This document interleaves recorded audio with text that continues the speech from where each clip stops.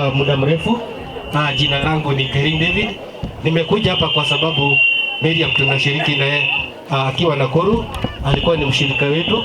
Mimi nikiwa kama chairman wa kanisa, nimekuja kwa niaba ya kanisa kuja kumshukuru kwa sababu ya kazi nzuri ambayo alitusaidia. Alikuwa mwalimu wa Sabbath School, pia katika ujenzi wa kanisa alishiriki, alitusaidia mambo mengi. Kwa hivyo Miriam, tumekuja kusema asante sana. Katika upande wa kutii sheria, mimi nikiwa kama chief, yeye alitii pia sheria ya nchi, ana any criminal records kule Nakuru. Kwa hivyo ubarikiwe sana Miriam, asante.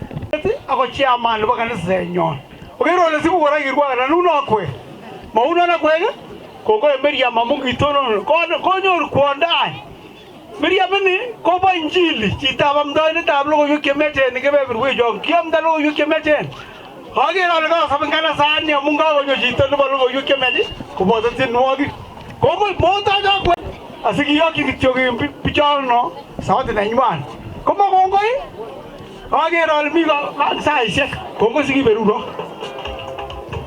Pia naona kuna mwenzangu hapa kutoka Lelu, wacha pia wasalimie. Asante. Asante sana Bwana Chief.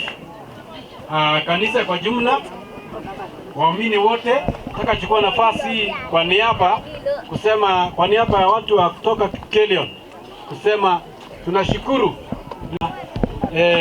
kanisa yake, tunakuombea mazuri katika ndoa yako.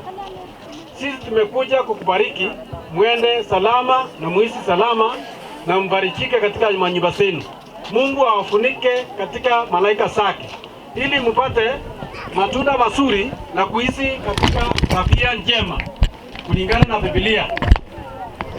Umeelewa katika malezi ya kanisa na usibadilike hata siku moja na bwana yako. Na utunze kanisa. Kanisa ni kitu nzuri sana.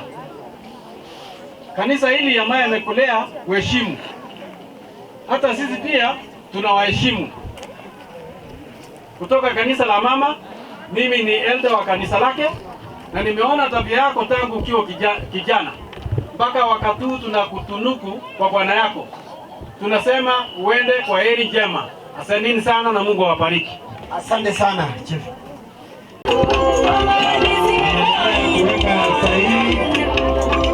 Cheti chake cha ndoa.